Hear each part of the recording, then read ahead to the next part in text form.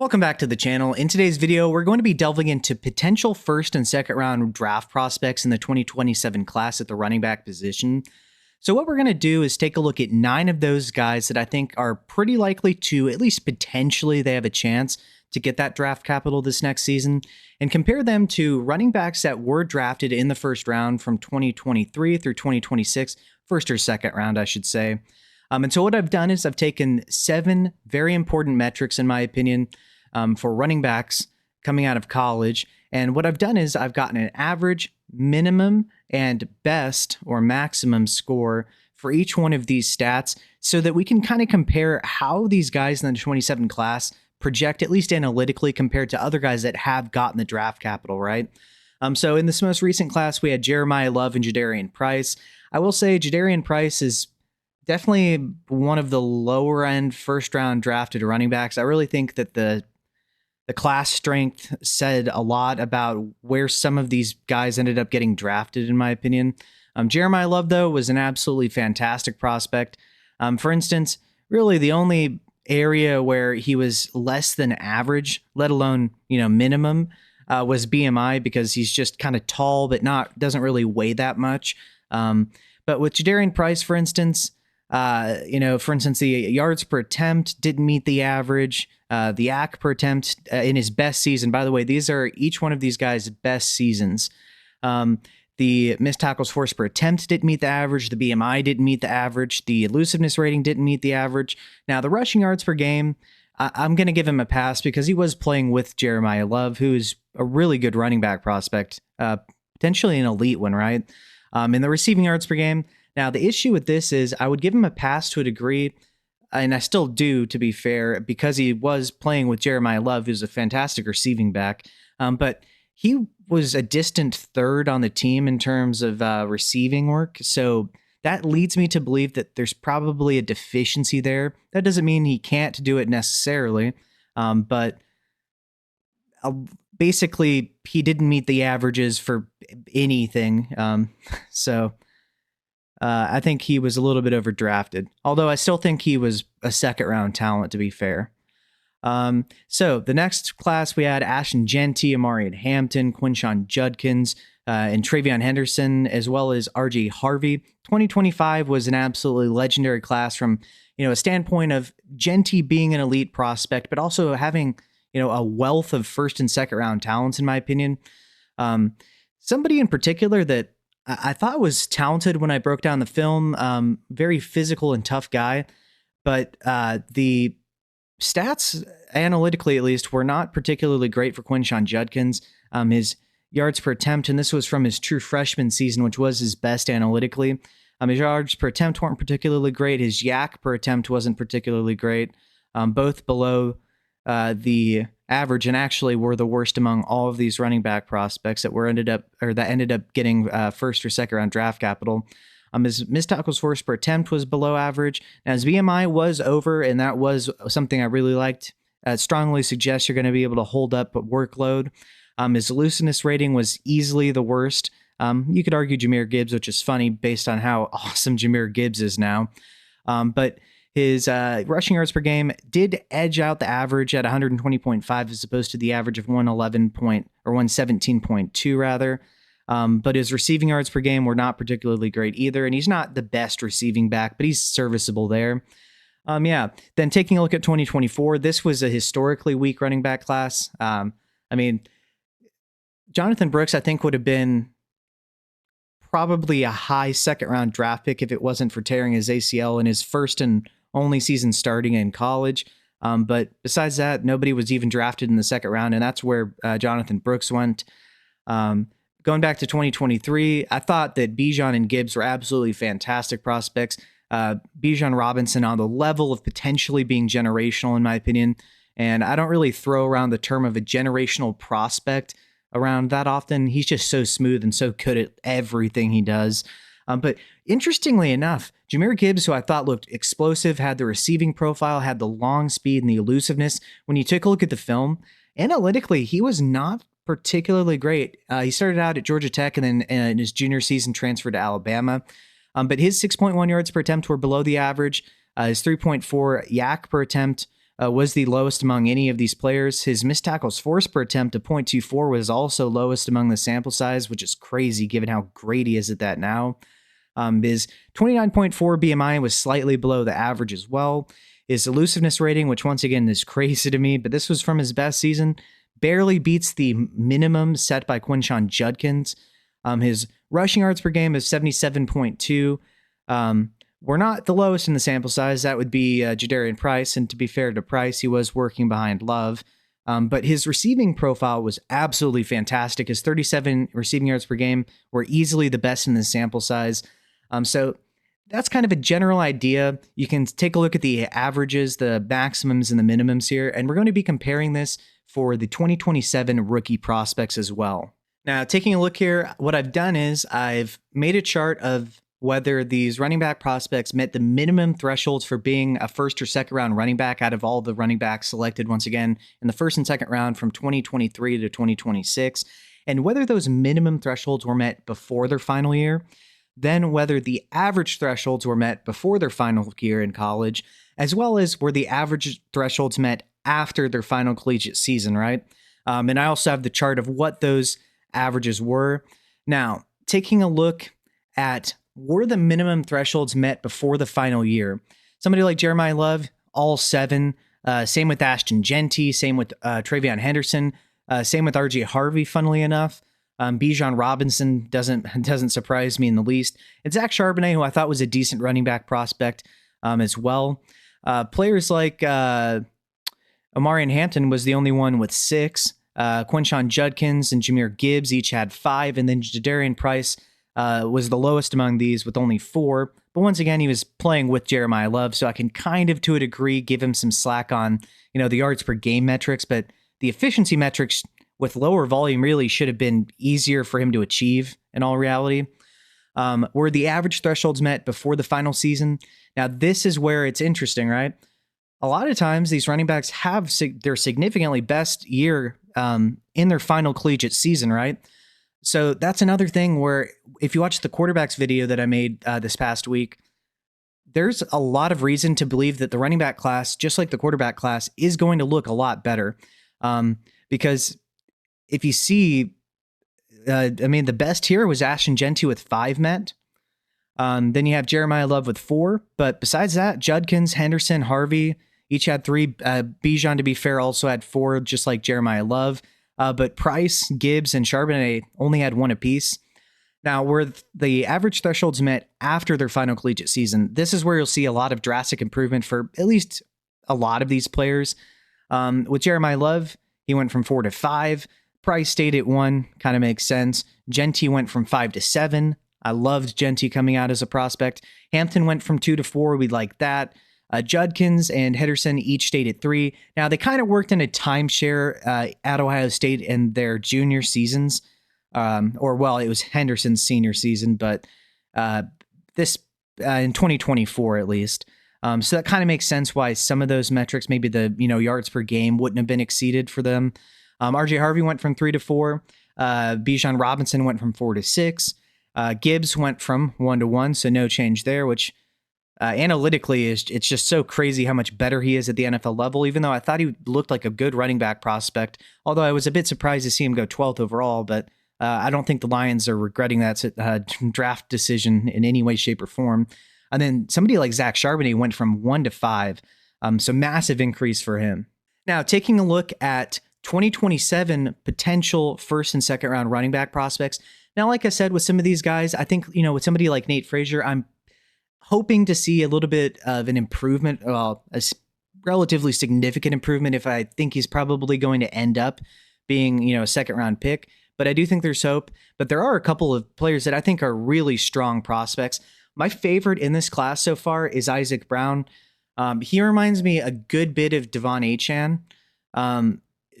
Blazing speed, really good agility, stop-start ability, pretty good vision, and he just reminds me of Devon Achane. When you look at his yards per attempt, now he hasn't had one of these 300 carry seasons. He's a little bit smaller, as you can see, at 5'9", 190, hence kind of the Achane idea in my opinion as well. But I think the play style matches that. But dude, you want to talk about some really impressive advanced stats, even if the volume of carries isn't that of some of these other guys. 8.8 yards per attempt, 5.3 yak per attempt is crazy. 0.39 missed tackles forced per attempt leads this sample size as well. Now, 28.1 BMI, not ideal. Maybe he bulks up a little bit. I'm just using the numbers that I can see available online. So once again, take the BMI exactly with a little bit of a grain of salt, but he is a smaller guy, so that just is true. But the elusiveness rating, easily the best. 202.8 is crazy. 97.5 rushing yards per game, 11.7 receiving yards per game. And doing so with a not particularly great offensive line and not good quarterback play. So the situation around him isn't exactly booning him. He's booning the situation, in my opinion. Now, a couple of other players, I think that somebody like Quan Lacey at Ole Miss, I like. Now, the yak per attempt and the yards per attempt aren't particularly great. I think that the missed tackles forced per attempt is fine, though. He's reasonably close to a 30 BMI. The elusiveness rating isn't particularly great, but I do like the rushing yards per game. And the receiving yards per game at 11.8 isn't anything to scoff at either. But he's doing this with really, really poor offensive line play. And you can say the same about the offensive line play with Raleek Brown. Now, potentially my RB2 of the class, and feel free to disagree, I think Ahmad Hardy fits this bill. So his 6.4 yak per attempt, for instance, meets the average. His 4.6 yak per attempt also exceeds the average. His 0.38 missed tackles forced per attempt easily is the second best number here and just barely below Isaac Brown's. His BMI of 29.6 is just under 30, but once again, we'll see what these end up being once they officially weigh in at their combine or pro day, right? But here's where we get some juicy stuff here, right? He has a 178.2 elusiveness rating, which is easily second best in the sample size. Admittedly, not up there with Isaac Brown's, but Brown's is just a ludicrous number, to be honest with you. But his rushing yards per game of 124.6 is really strong. Now, we do need to see receiving work because ideally we would like to see probably at least, 12 to 15 receiving yards per game if they play a full season. I don't know that he necessarily can't do it, but I would like to see it. Now, he has done so with some of the better offensive line play, admittedly, but the missed tackles forced per attempt, the yak per attempt, the elusiveness rating, and the rushing yards per game are all really, really impressive to me. Now, I've charted yes or no under each one of these metrics as far as the minimum threshold for each one of these potential first to second round projected rookie running backs so that you can kind of get a good idea as to where they have and haven't met the minimum thresholds for a first or second round player yet. I've also included those charts below. And once again, for Raleek Brown and Quan Lacey, I've included their offensive line play here because while it's not necessarily applicable as far as it's not something that I'm counting for or against them, it does help contextualize why some of these potentially might not have been met. So feel free to pause the video. I'm not going to go over every yes and no. You can just take a look there. But we are going to look at is the top right-hand corner here at the minimum thresholds met chart.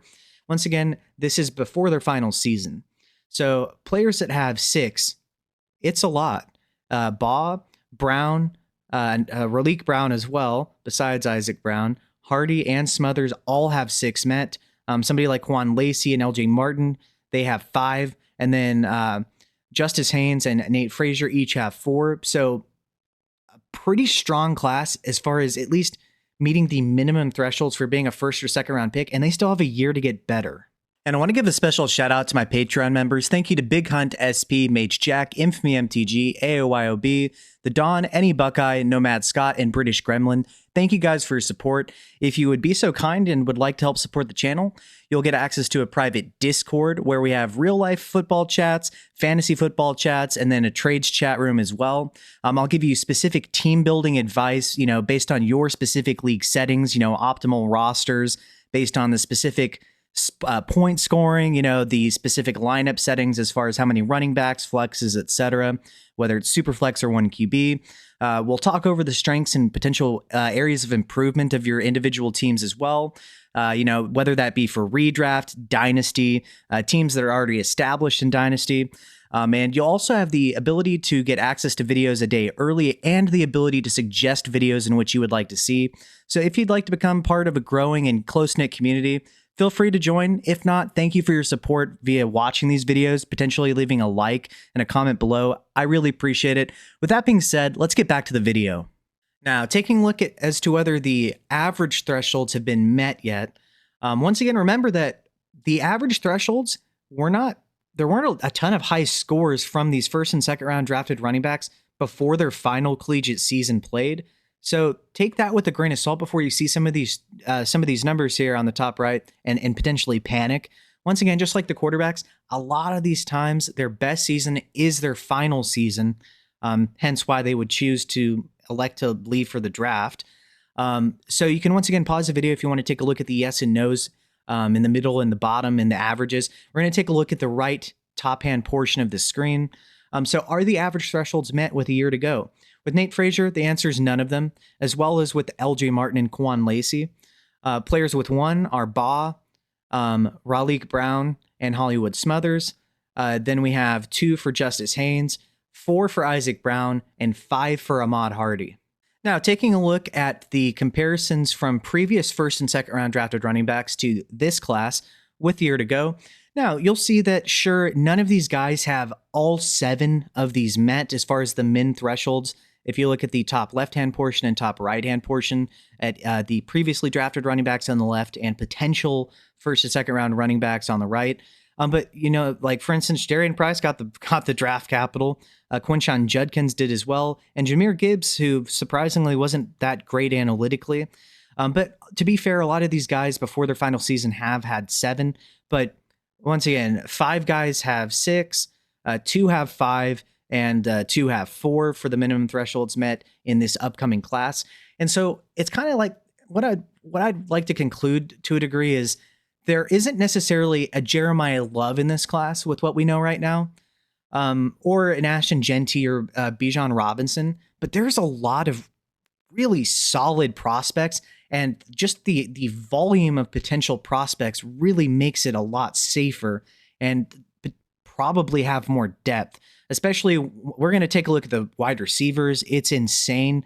Just the amount of potential quarterbacks, running backs, and wide receivers makes this class really projected to have strong depth. And I do think there is some elite blue chip talent at the top of this upcoming class in different positions. Now, taking a look at the average thresholds met before the final season. For instance, Jeremiah Love had 4. Jadarian Price only had 1. Jeanty had 5. Hampton had 2. He went in first round. Judkins, Henderson, Harvey each had 3. Robinson had 4, and Gibbs and Charbonnet only had 1. So when we take a look at this class, Hardy has 5. That's tied with Ashton Jeanty for the most. And Jeanty, while he was regarded as a really good prospect before his final season, he wasn't regarded by a lot of people as an elite running back prospect. So once again, there's time for these guys to get even better, and a lot of times they do. We're going to take a look at the changes from before their final season to after their final season for previously drafted running backs to get an idea as to how much they really improve, right? Now, as far as this year, once again, we have Hardy with 5. That matches Jeanty. We have Isaac Brown with 4. That matches Jeremiah Love and Bijan Robinson. Then we have 2 for Justice Haynes. Right now, that matches what Omarion Hampton had before his final season.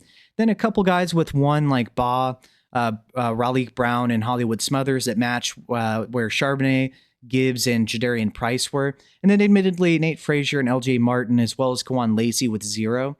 But just to give you a good idea, as you can see here, a lot of these guys do have their best season in their final collegiate season. So there's a lot of hope for this running back class, which I am pretty confident in personally.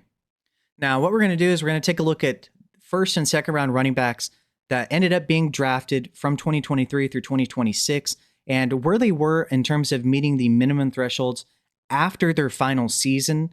On the left-hand portion of your screen, and I've divvied it out by class and then charted them so you can kind of get an idea as to strength in terms of elite prospects to good prospects, kind of the depth of each class to kind of give you an idea. Then on the right-hand side, in the middle here, I have where the potential, once again, first and second round running backs from this next season rank. But once again, this is before their final year. So they're not even given the benefit of the doubt that some of these other guys were when they potentially had their best seasons in their junior seasons, right? or at least final collegiate season. And then I've also scored it out by total points 4, right? Now, as I mentioned in the 27 potential quarterback prospects video, these guys haven't received the draft capital yet, so it is a little bit skewed towards favoring this class because most likely all of these guys aren't drafted first and second round, but I do think we have some strong candidates here, and I think it just kind of goes to show that there's a lot of potential prospects once again, and while it probably will go down unless things just really break right for this class unanimously, there's a lot of room for it to go down and be way better than 26, and especially 2024. I mean, not even close.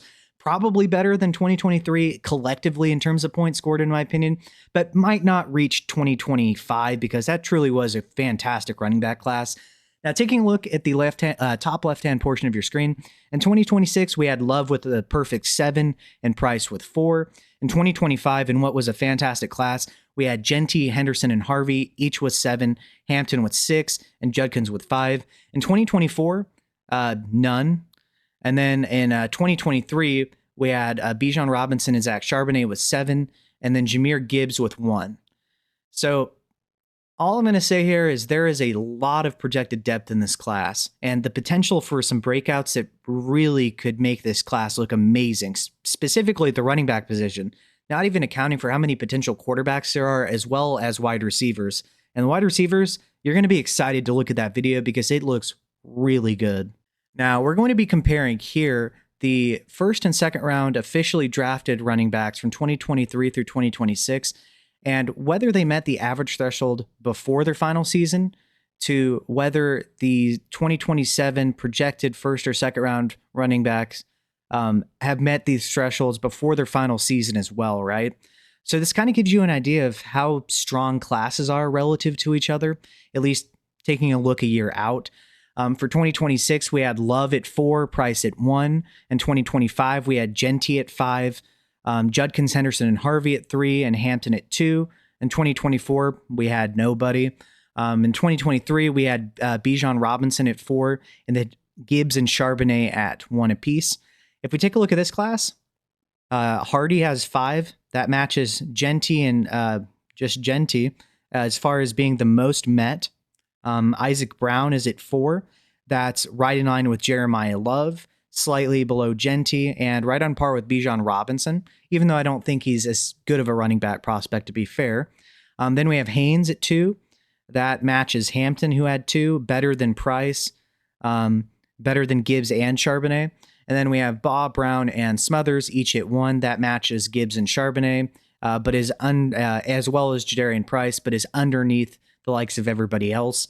Now, once again, I'm thinking that not all of these guys are going to end up being, or these guys might, to be fair, but I don't think necessarily everyone that I've listed as a, once again, potential first or second round running back is going to end up getting that draft capital. There's probably going to be some regression from somebody, but I do think there's room for a lot of growth with some of these guys that are higher up here, right? And once again, it's going to be slightly skewed towards favoring this class because, once again, the probability of every one of these guys getting the draft capital and seeing improvement, it's probably not going to be unanimous across the board, completely going in favor of 2027, right? But as far as total class points, right now, out of these guys, 2027 has 14, not quite as high as 2025 was, but significantly, I mean significantly better than this past year. Definitely better than 2024, which is one of the worst draft classes for running backs we've seen, and significantly better than 2023, which had 6. Just to give you an idea as to what these classes kind of look like side by side, at least a year out.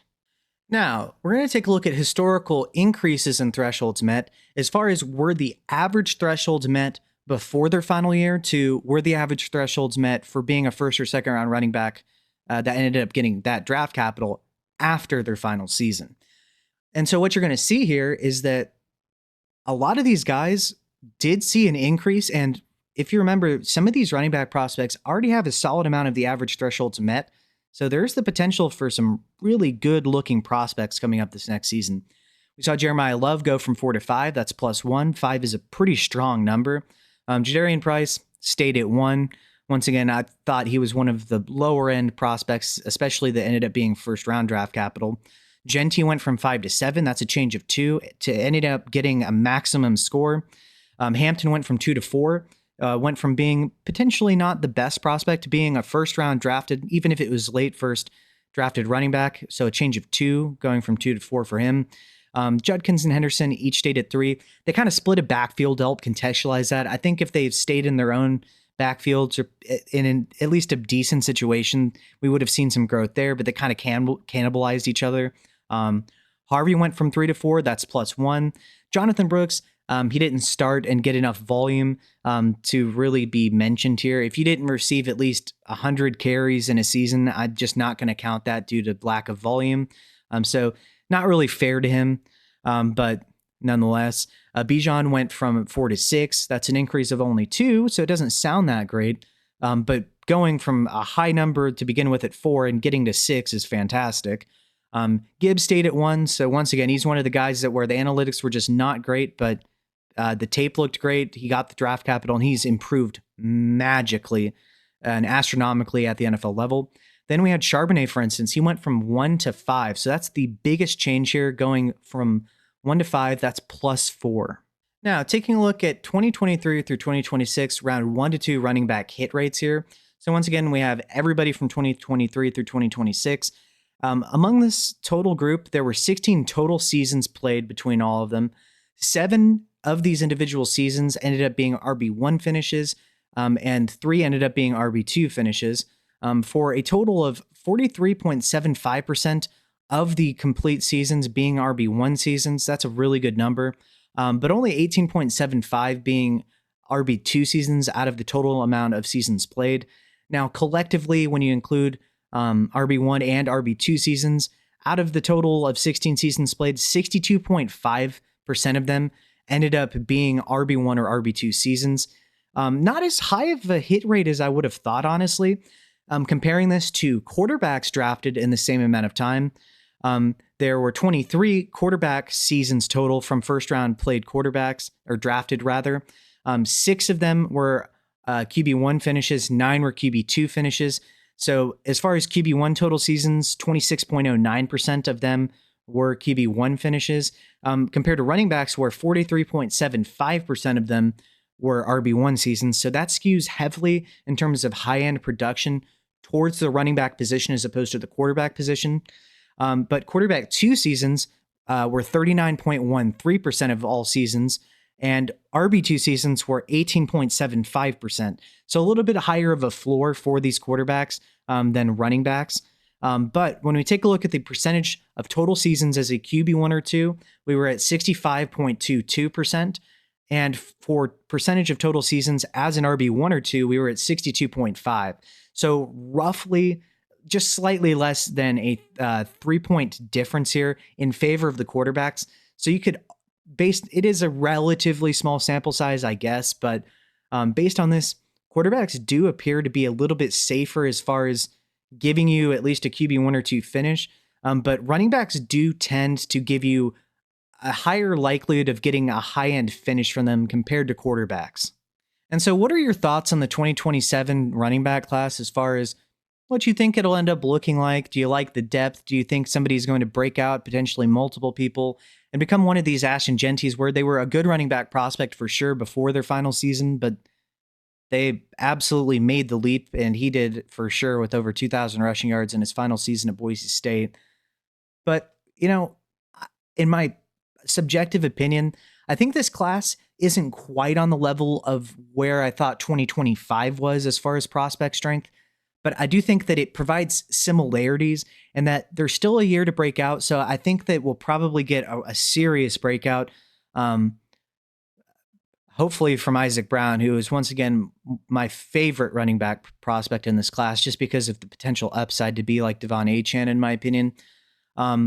But I think it's similar in that there's a lot of projected depth in this class. I do think we get several of these guys. If I had to guess, probably at least 5 of these guys being first or second round picks, but probably none of them being at the Genty or Love level, in my opinion. But to be fair, things change. But yeah, I think that it offers, like 2025, a ton of depth. If you watch the quarterback video, I think there are a ton of guys that could potentially be the guy and be first round drafted quarterbacks, even if there isn't a Caleb Williams, a Drake May, somebody that basically, if for Caleb Williams, at least from his true freshman season, we had a pretty good idea he'd be a first round quarterback. But even with Drake May in his true sophomore season, I don't think there just isn't anybody on that level, to be fair. But people like Fernando Mendoza, he met basically none of the minimum or average thresholds, essentially, and ended up being a first overall pick at quarterback. So I do think that there's a lot of hope. But yeah, let me know what you think below. And my next video is going to be on the potential 2027 wide receiver prospects. I'm telling you, people think that this class is going to be overrated. I really don't think so. I think there's elite top shelf talent in this class, particularly at the wide receiver position. But I think the projected depth is going to be fantastic. So I think you're going to get a mix of high-end projected talent as well as a ton of depth. And this might end up being one of the deeper classes we've seen in a long time.